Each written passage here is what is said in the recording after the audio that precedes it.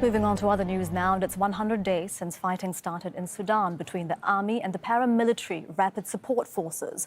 The conflict has increased food shortages and worsened hunger. Before the violence began, 16 million people didn't have enough to eat, but now the United Nations says another 3 million have no access to food. Um-e-Kulsoom Shariff reports. Muhammad Ali runs one of the few grocery stores that remain open in southern Omdurman, part of the Sudanese capital Khartoum. But he's running low on stock since early May. The area has seen some of the fiercest fighting in recent weeks, cutting off supply lines. Basic necessities are scarce. Flour, milk, beans, oil and drinks. Stocks are dwindling and the prices are constantly rising with no sign of stopping. Items are already expensive and the cost of transporting them is also high.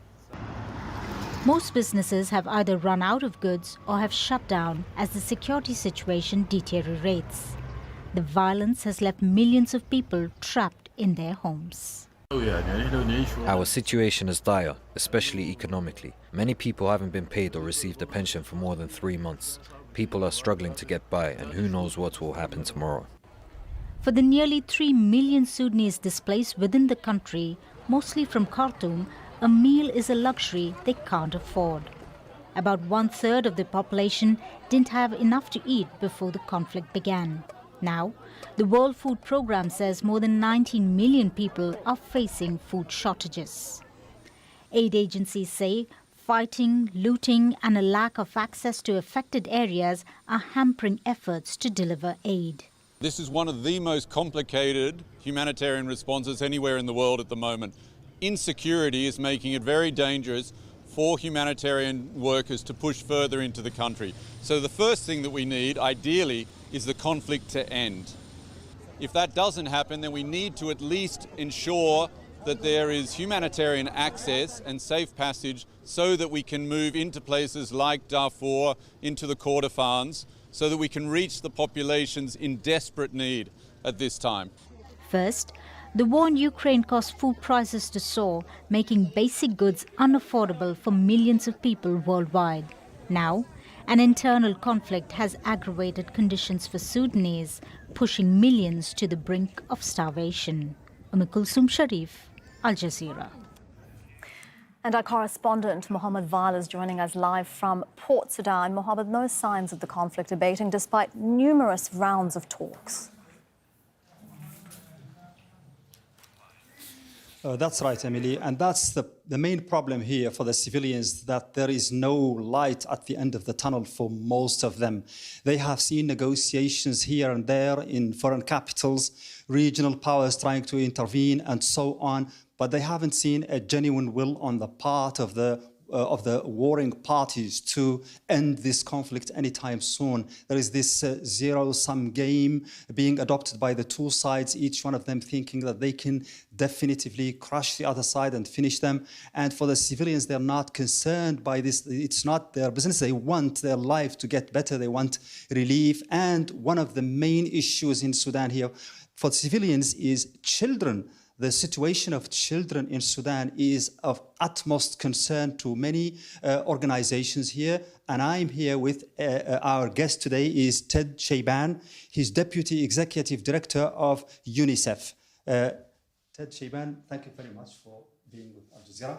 We would like to ask you about this press release that came overnight by UNICEF. Lots of very concerning information there. Tell us about it.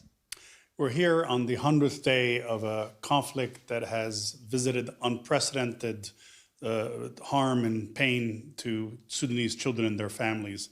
24 million Sudanese are in need of humanitarian assistance. That's 13 million children, 1 in every 2 children in Sudan. Since the conflict started, reported cases that are verified have indicated that we've had 437 children that have been killed, over 2,000 children that have been injured. That's a child every hour that has either been killed or injured. And that's what's been reported. The actual cases are much, much higher. And we know that this was already a fragile situation. We have 700,000 children in Sudan that are severely, acutely malnourished. If you do not get assistance to a child who is severely acutely malnourished, that child is at high risk of mortality. UNICEF and partners are on the ground. We're making a difference. We've been able to reach 3 million children with health supplies, including support to responding to acute malnutrition, but much more needs to be done. Tell us about the challenges you have in trying to reach those children and bringing aid to them. So firstly is the issue of access. There needs to be access to places like Darfur to be able to get into Khartoum safely.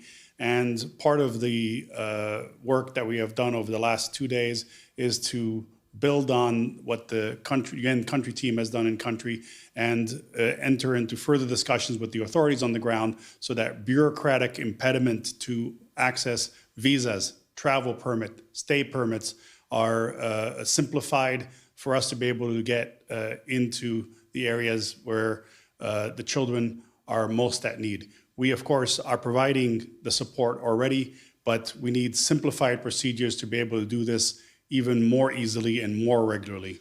Secondly is financing. The UNICEF appeal currently is only 9% funded. We're asking for $840 million, and we're only 9% funded. Without resources, we cannot do our job. With regards to your dealings with warring parties in this conflict, you're trying to reach people. We know that a large number of the population are within the areas under the control of rapid support forces, and the others are within the areas of the control of the government. Are you talking to both sides? Are they giving you access to the areas where you can reach children, bring aid to them? On behalf of children, on behalf of humanitarian assistance, we will speak to all parties concerned. As we speak now, today, as we sit here, there is a convoy planned from Chad into Jenaina, the capital of West Darfur. It's a cross-border convoy. And in order to be able to secure that convoy, we have made and had negotiations with the Sudanese Armed Forces, with the Rapid Support Forces, as well as with the local Wali. We are speaking to all in order to get sustained access to children. Thank you very much, Ted Shayban, Deputy Executive Director of UNICEF. And by that, you can have a clear picture about the tragedy in Sudan, particularly with regards to children and the inability for NGOs to reach them with aid, something of deep concern here to millions of Sudanese families in particular. Mohammed, thank you very much for that. That is Mohammed Val joining us live from Port Sudan. Thank you.